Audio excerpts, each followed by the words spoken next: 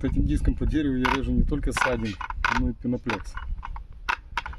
Пеноплекс им резать это вообще одно удовольствие. Насколько он классно его режет.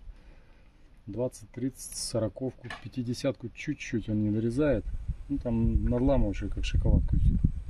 Понятно, что это можно резать и ножом, и кто-то. Я резал не раз ножом. Но вот этим мне нравится больше всего. Просто кайф.